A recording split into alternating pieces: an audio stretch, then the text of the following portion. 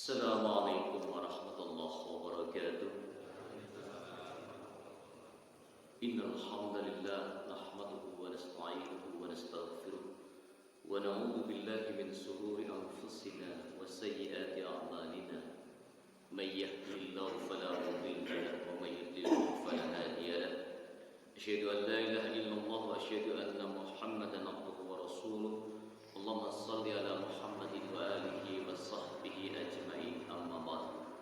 Bapak Ibu jamaah salat subuh yang mudah-mudahan senantiasa dirahmati oleh Allah, senantiasa kita memanjatkan puji syukur kehadirat Allah Subhanahu wa taala. Subuh pagi hari ini Allah masih mengizinkan kita untuk berkumpul di masjid ini dalam keadaan sehat walafiat. Nikmat yang luar biasa ini hadirin sekalian, karena orang yang sehat belum tentu bisa seperti ini. Orang yang punya umur kesempatan juga belum bisa tentu seperti ini. Orang yang hartanya banyak juga belum tentu bisa mendapatkan kesempatan yang seperti ini.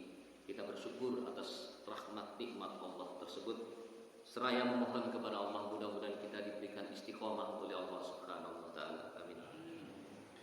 Subuh pagi hari ini saya ingin mengajak kita mengkaji tentang topik kita subuh pagi hari ini, sudah saya share ya, di teman-teman taklim, mengenali aliran sesat. Ya, sudah ditampilkan di situ. Ini bukan maksud untuk Bapak Ibu mudah menyesatkan orang lain, tidak. Ya, kita jangan gampang-gampang menyesatkan orang lain. Tapi paling tidak yang kita sampaikan pada subuh hari ini adalah menjadi apa? Menjadi bahan bagi kita untuk diterapkan pada diri kita dan keluarga kita. Zaman sekarang ini sudah berbagai macam orang punya ajaran, bawaan dan macam-macam. Kalau kita kemudian tidak punya bekal untuk membentengi diri kita, mengenali aliran itu sesat atau tidak, saya khawatir kadang-kadang kita bisa terjerumus ke dalam, terpeleset kepada aliran itu. Sebab semua aliran itu menyatakan pada awalnya dirinya adalah baik, ini bagus dan sebagainya. Tapi tentu saja baik ukuran kita adalah baik dalam pandangan Allah, dan tentu saja sesuai dengan ajaran Allah dan Rasulnya. Dan tidak ada yang kita langgar dari syariat-syariat Islam. Itu ketentuan baik bagi kita. Baik Bapak Ibu sekalian, kita berbicara tentang mengenali aliran sesat. Ada pedoman yang harus kita pelajari agar kita tidak sesat, yaitu kita buka Al-Baqarah ayat 2. Dzalikal kitabu la raiba fihi hudal lil muttaqin. Kitab Al-Qur'an itu tidak ada keraguan padanya, petunjuk bagi mereka yang bertakwa. Orang yang membaca Al-Baqarah ayat 2 ini semestinya punya pemahaman yang tepat dalam dirinya. Kalau dia sudah menyatakan tidak ada keraguan di dalamnya, maka jangan pernah lagi kita meragukan isi Al-Quran. Iya, Islam itu harus kok laki-laki perempuan 1:2, ya nggak adil dah. Ragu dah. Iya ya. Nah, kadang-kadang begitu, Al-Quran kok begini, nah itu kan berarti ada keraguan. Karena keterbatasan kita kadang-kadang tidak mampu memahami secara utuh konsep apa yang diajarkan oleh Allah kepada kita. Tapi Allah sudah mengajarkan Al-Baqarah ayat 2, dzalikal kitabu la raiba fi. Kitab Al-Quran itu tidak ada keraguan di dalamnya, hudan, petunjuk bagi orang-orang yang bertakwa. Jadi sudah ada lagi, selesai kita dalam urusan itu, tidak ada keraguan. Kemudian di dalam Al-Quran ayat yang lain, surah An-Nisa ayat 59, ini ayatnya sudah kita hafal semua, insyaallah sudah selesai kita dengar. Ya ayyuhalladzina amanu athi'ullaha wa athi'ur rasula wa ulil amri minkum fa in tanaza'tum fi syai'in farudduhu ila Allahi war rasul in kuntum tu'minuna billah. In kuntum tu'minuna billahi wal yawmil akhir, dzalika khairu wa ahsan ta'wila. Hai orang-orang yang beriman, taatilah Allah dan taatilah Rasulnya dan ulil amri di antara kamu. Jangan bahas ulil amri dulu ya, ini bukan bahasan itu soalnya. Ya. Jika kamu berbeda pendapat tentang sesuatu, maka kembalikan ia pada Allah, Al-Quran dan Rasul atau sunnahnya. Jika kamu benar-benar beriman kepada Allah dan hari kemudian, yang demikian itu lebih utama bagimu dan lebih baik. Ini konsep dasarnya dulu. Yang berikutnya hadis Rasulullah Shallallahu Alaihi Wasallam yang sangat terkenal. Rasulullah Shallallahu Alaihi Wasallam bersabda, "Taraktu fikum amrayni ma in tamassaktum bihima lan tadillu abada. Kitab Allah wa sunnat Rasuli." Kata Rasulullah, aku telah tinggalkan kepadamu dua hal, kitab Allah dan sunnahku. Kamu tidak akan sesat selama berpegang kepada keduanya. Ini pedoman-pedoman dua ayat Allah dan satu hadis Rasulullah itu dasar pijakan kita dalam rangka kita berislam ini. Nah, maka kita masuk sekarang aliran dikatakan sesat jika yang pertama jelas melanggar Al-Quran dan hadis. Melanggar Al-Quran dan Al-Hadis. Tetapi Bapak Ibu sekalian, aliran itu jualannya ini sesuai dengan Al-Quran dan Hadis. Orang yang paling sesat pun mengatakan ini, tapi dengan pemahaman mereka, kan begitu. Nah, dalam Al-Quran ada perintah sholat, zakat, puasa, haji, berbuat baik dan sebagainya. Dalam Al-Quran juga ada larangan berzina, mencuri, berpecah belah, fanatik golongan dan sebagainya. Dalam hadis juga dijelaskan bermacam-macam perintah dan larangan Allah. Jika ucapan dan tindakan pemimpin suatu kelompok atau anak buahnya bertentangan dengan Al-Quran, bertentangan dengan sunnah Rasulullah Shallallahu Alaihi Wasallam, maka ini ada indikasi pertama kesesatan. Bertentangan dengan Al-Quran dan As-Sunnah. Misalnya sholat hanya satu kali, ya, mengajarkan perzinahan ditebus gak apa-apa, ada Pak ya? Ya, orang berzina ditebus gak apa-apa ya, gimana caranya? Sudah jelas zina itu jalan yang paling keji dalam Al-Quran. Jadi tidak ada jalan. Dalam surah An-Nur seperti itu dan seterusnya. Nah, jadi indikator yang pertama aliran sesat itu adalah dia bertentangan ajaran-ajarannya, menyalahi Al-Quran dan As-Sunnah. Tapi sampai di sini hati-hati. Orang baru kemudian walaupun sesat kata, ini penafsiran kami terhadap ayat ini adalah begini. Nah, ini kan misalnya ada nggak yang pernah dengar semua agama itu adalah benar dan semua akan masuk surga hanya dari jalannya masing-masing. Itu juga memakai ayat Allah. Orang yang berpendapat seperti itu. Cuman pemahamannya itu yang tidak pas. Kenapa tidak pas? Karena Allah mengatakan dalam Al-Quran, Inna dina indallahil Islam. Sesungguhnya agama yang diterima di sisi Allah hanyalah Islam. Jelas. Dalam ayat yang lain Allah mengatakan, wa may yabtaghi ghairal islami dinan falayuqbala minhu ma huwa fil akhirati minal khasirin. Ini mau ditegaskan kepada anak-anak kita. Wa may yabtaghi ghairal islami dinan, sapa wong sing magang agama selain Islam, yang menerima agama selain Islam, falayuqbala minhu, maka ditolak dengan agama itu. Wa huwa fil akhirati minal khasirin, dan di akhirat orang-orang itu termasuk orang-orang yang rugi. Tegas dalam Al-Quran. Loh, kok kemudian ada orang Islam mengatakan semua agama sama-sama nanti masuk surga dari jalan yang berbeda-beda? Tidak bisa, Al-Quran tidak begitu. Ya. Semua agama mengajarkan kebaikan, iya, tapi semua agama benar pasti salah menurut orang Islam. Inna dina indallahil Islam. Tidak bisa ditawar-tawar, itu Al-Quran itu.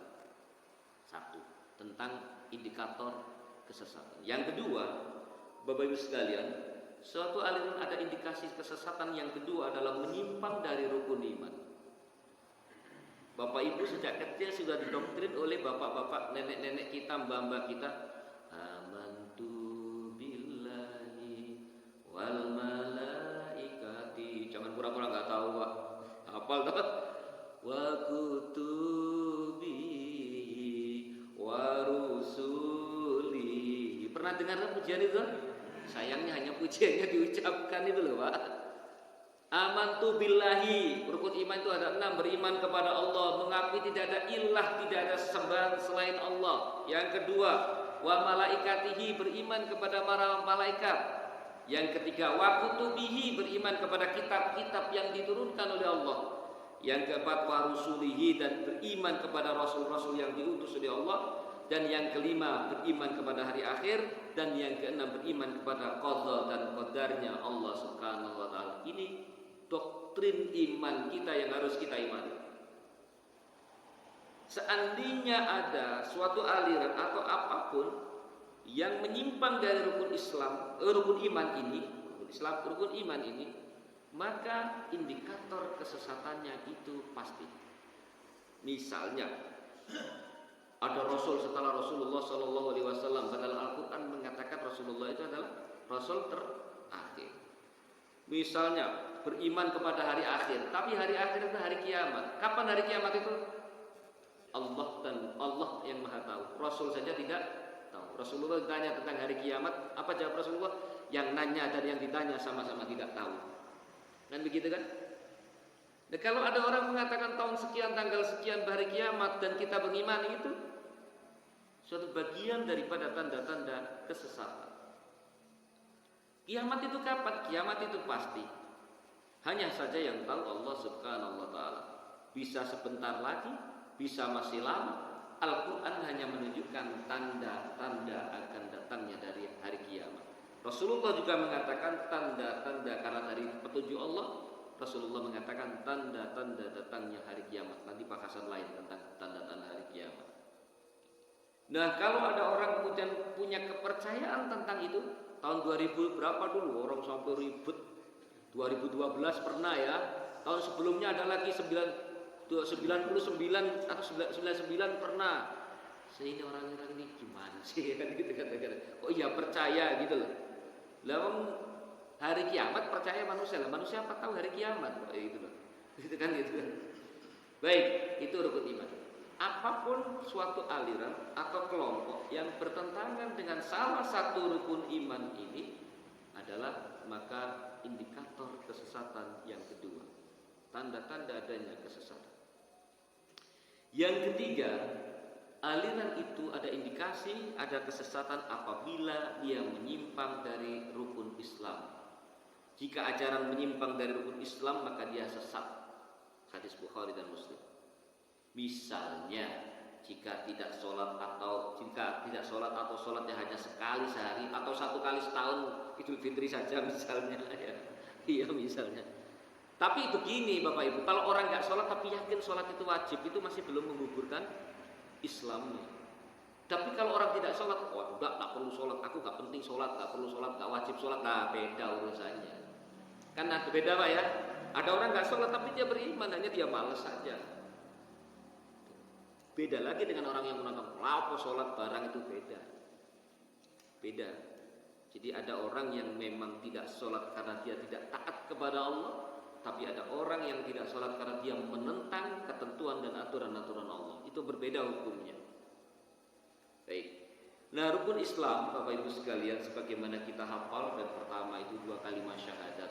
Dan syahadat itu sudah fix seperti itu. Ngomong syahadat itu ditambah-tambah. Nah, ada nggak yang begitu? Bapak Ibu kalau baca aliran itu macam-macam ya.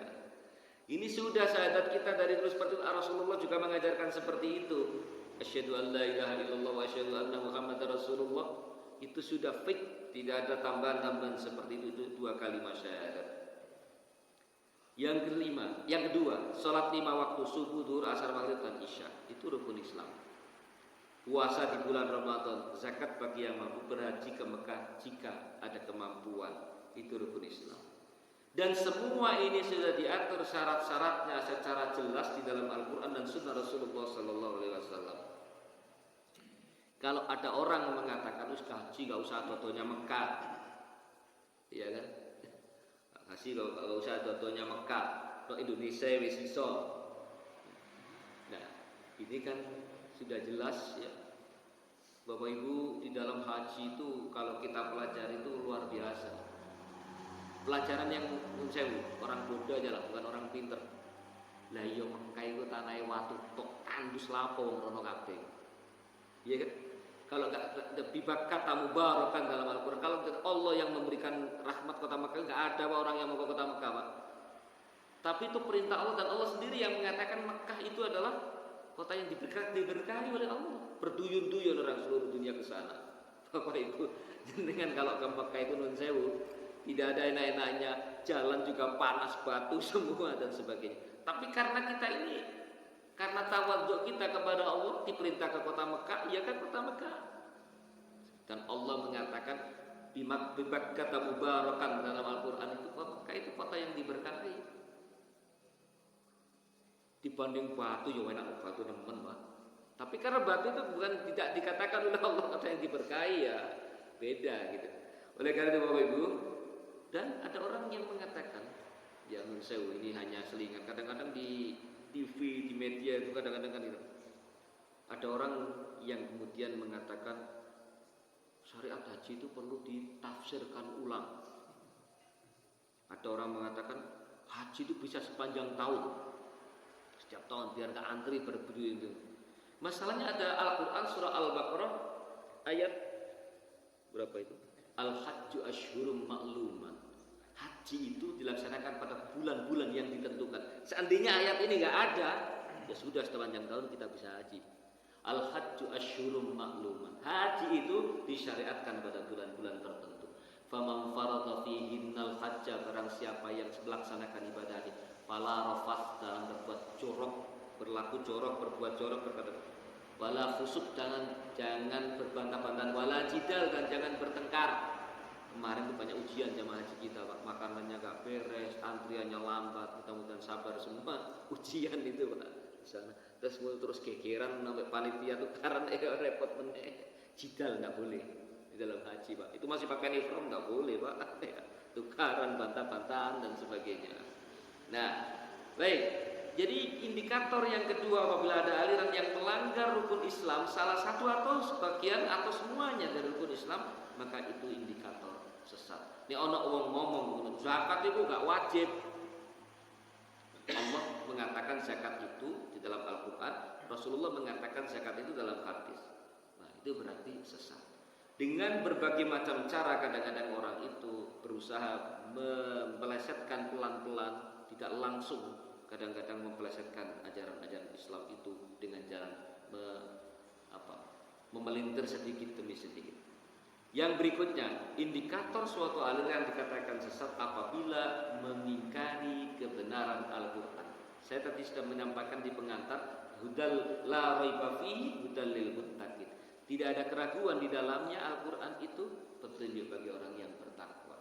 Kalau ada orang meragukan Al-Quran, jika meragukan kebenaran Al-Quran, maka dia bisa dikategorikan sesat. Contohnya, orang-orang yang menyatakan liberalisme itu, aliran liberal, meragukan Al-Quran berdasarkan hadis palsu yang dibuat oleh orientalis. Katanya kitab Al-Quran itu perlu penafsiran ulang, perlu pemahaman mereka sendiri dan sebagainya. Ya sekarang kan sudah kelihatan di depan kita Pak, yang di media itu sudah mulai macam-macam. Ada di tahun berapa itu di Amerika, Muslim Amerika minta sholat menyampaikan ajaran baru, Jumatan dikhotibi dan imam perempuan namanya Al-Wadud itu ya. Pernah dengar itu? Ya itu ya aneh-aneh seperti itu. Kok diskriminasi perempuan gak boleh jadi imam loh? Berarti Anda menentang Allah dong. Kapasitas kemampuan kita berpikir itu terbatas. Allah itu maha tahu segala-galanya. Lalu kita mau menantang Allah ya? Tidak mungkin ngerti kita. Di Al-Quran itu ada yang bisa kita cerna, kita pahami dari akal manusia seperti kita. Tapi ada juga yang kita tidak pahami. Allah maha tahu atas semua itu. Dan Allah tidak berbuat zalim kepada kita. Tuh. Baik. Tadi ya. Bahkan kalau ada orang yang meragukan kebenaran Al-Quran itu, Allah menantang di dalam Al-Quran surah Al-Baqarah ayat 23. Dan ada beberapa macam ayat seperti ini. Jadi kalau ada orang menentang Al-Quran atau isinya, mengingkari, itu ada indikasi sesatan. Wa in kuntum fi raibim mimma nazzalna. Habis baterainya. Tes. Habis baterainya. Wa in kuntum fi raibim mimma nazzalna. Habis. Maaf kerusakan bukan pada pesawat televisi Anda. Tidak apa-apa, sampai nanti saya lanjut. Wa in kuntum fi raibim mimma nazzalna ala abdina fa'tu bi suratin min mithli wad'u syuhada'akum min dunillahi in kuntum shadiqin. Ada orang yang meragukan Al-Quran dikatakan, dan jika kamu tetap dalam keraguan tentang Al-Quran yang kami wahyukan kepada hamba kami, kata Allah, buatlah satu surat saja yang semisal dengan Al-Quran itu, dan ajalah orang-orang penolong-penolongmu selain Allah jika kamu orang-orang yang benar. Al-Baqarah ayat 23. Kalau ada orang yang meragukan Al-Quran, Allah menantang, buatlah semacam Al-Quran satu surat saja, dan ajaklah orang-orang yang membantu kamu bersama-sama bergotong royong membuat Al-Quran. Kata Allah, niscaya kamu tidak akan bisa. Itu Al-Baqarah ayat 23. Di dalam surah Bani Israil malah lebih ekstrim lagi. Kata Allah mengatakan, kulla ini jitama'atil insu wal jinnu ala ayyatu bimithli hadzal Qur'an la ya'tuna bimithli walau kana ba'dhuhum li ba'din dhahira. Apabila berkumpul manusia dan jin untuk membuat semisal Al-Quran dan satu sama lain mereka saling menolong, niscaya mereka tidak akan bisa, kata Allah.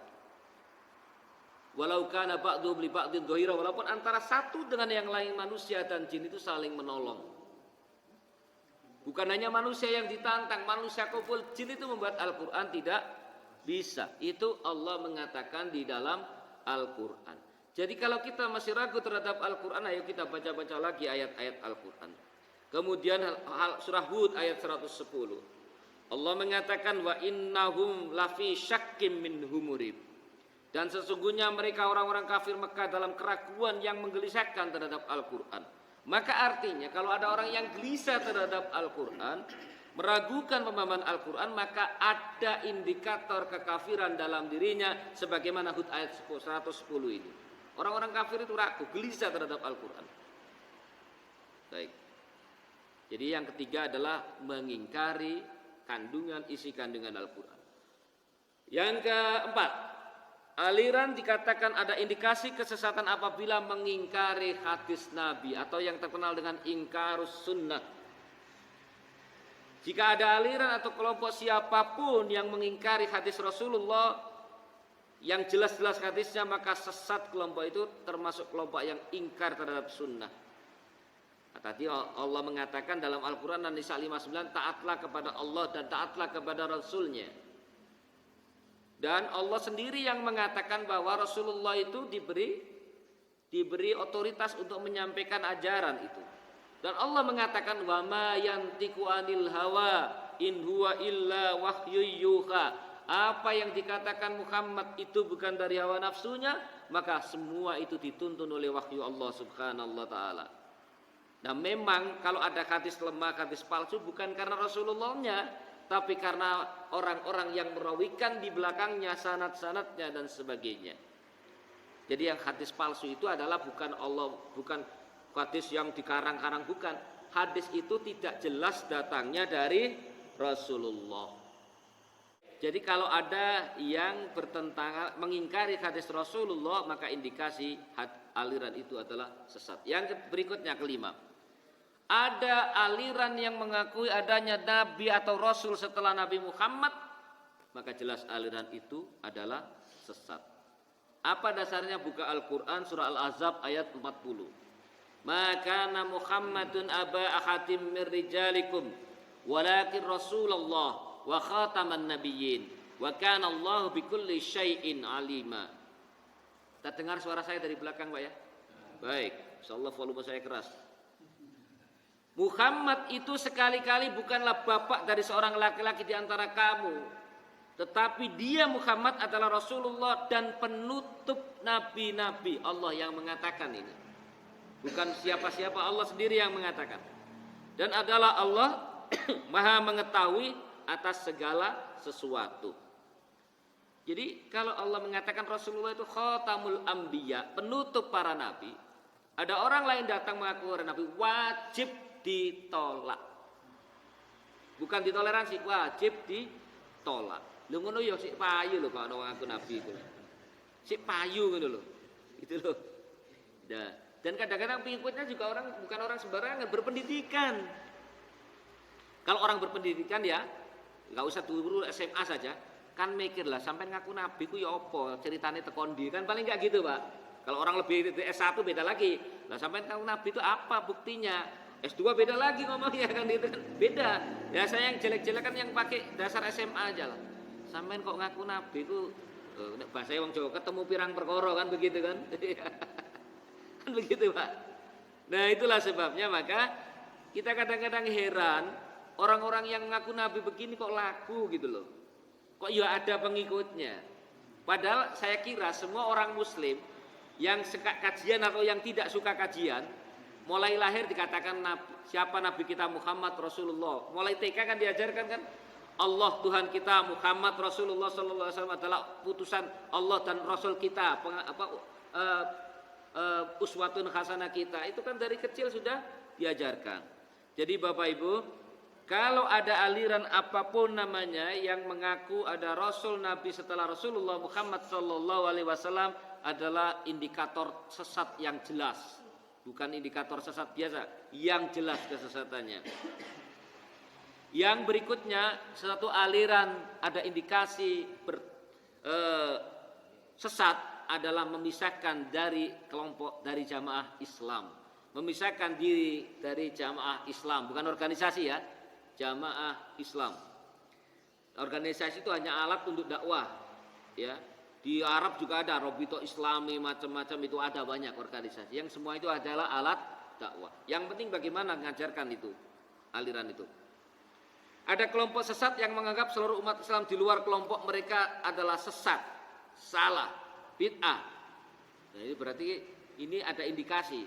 Ini kelompok khawarij yang jumlahnya selalu minoritas, maka ikutilah jamaah terbanyak. Tapi jangan sampai titik di sini. Ikutilah jamaah terbanyak itu koma. Kalau titik di sini kita ngikuti saudara-saudara kita. Iya toh? Ikutilah jamaah terbanyak yang tetap konsisten dengan ajaran Islam, Al-Qur'an dan sunnah Rasulullah Sallallahu Alaihi Wasallam. Kalau dipotong sampai ikutilah jamaah terbanyak, yang lain begitu kita ikut begitu nanti. Nah, itu belum titik tapi koma. Ikutilah jamaah yang terbanyak, tapi koma yang senantiasa istiqomah dalam jalan yang lurus. Allah mengatakan Ali Imran 103 waqtasimu bihablillahi jami'an wa la tafarraqu, dan berpeganglah kamu semua pada tali agama Allah dan janganlah kamu bercerai-berai dan seterusnya ya. Nah, itu nanti bisa dipelajari. Indikator sesat. Indikator sesat, tanda-tanda suatu aliran itu dapat kita percaya wah itu sesat itu. Yang pertama, jika hanya menganggap kelompoknya sendiri yang benar.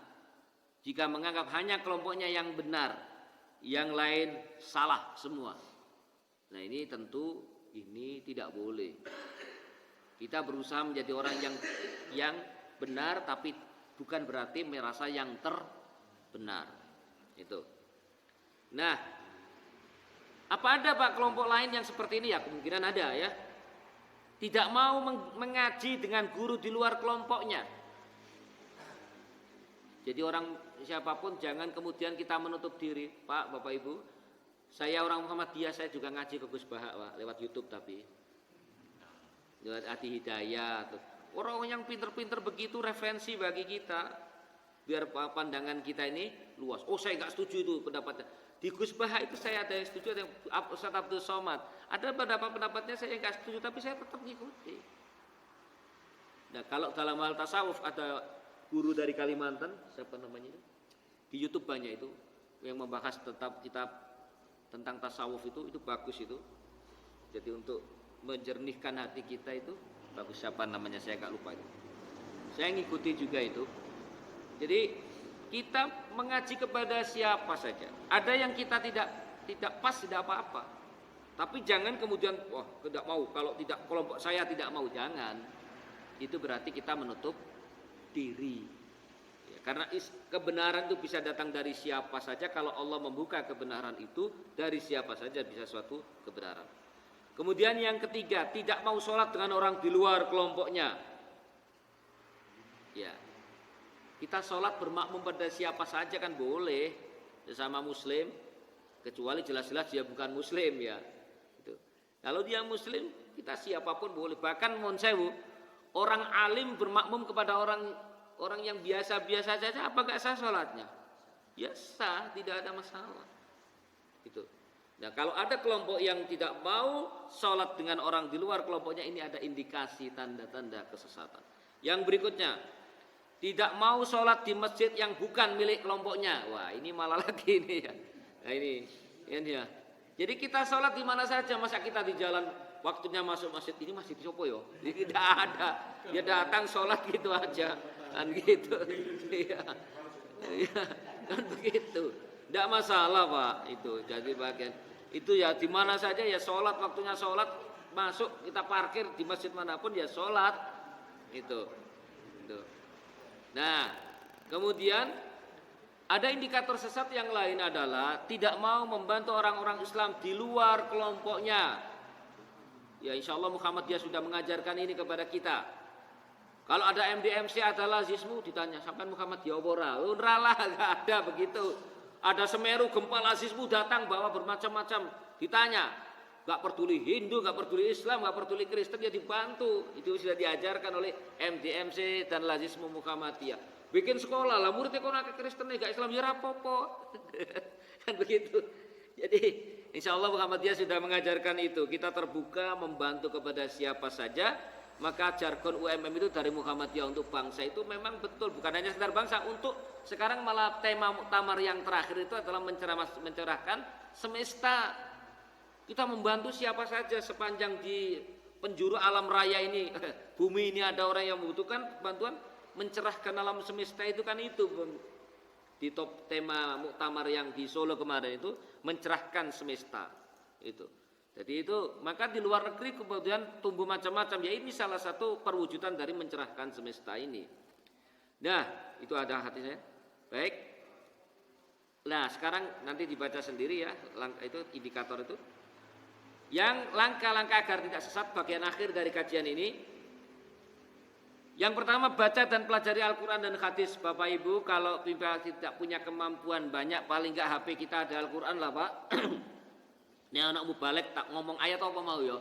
Surah Al-Anfal ayat berapa? 2. Sesekali-kali nganggur-nganggur buka. HP-nya itu pernah gitu. Nah kemudian baca juga hadis. Hadis itu juga sudah diinstal di HP kita. Hadis Bukhari, Muslim apa itu ya di sini aja. Bahkan Bapak Ibu sekarang saya beli buku itu saya sudah nggak mau beli buku yang fisik itu. Kenapa? Lemarinya sesek, jarang dibaca. Kalau buku itu di sini mau di base kebetulan nganggur bisa baca apa saja, buku bab apa saja. Gitu. Dan harganya buku digital itu harganya mungkin hanya 60% dari harga buku fisik. Ada buku yang harganya 399.000, buku digitalnya hanya 208.000. Karena dan itu untuk seumur hidup sepanjang kita punya email ya. Sayangnya kadang orang nggak banyak punya kemampuan untuk membuka-buka begitu. Dan seumur hidup buku itu ada di file kita sepanjang emailnya masih hidup. Itu. Nah, oleh karena itu mari kita baca Al-Quran dan hadis. Paling nggak ayat-ayat yang pokok tentang akidah, tentang hukum, ya pahamlah.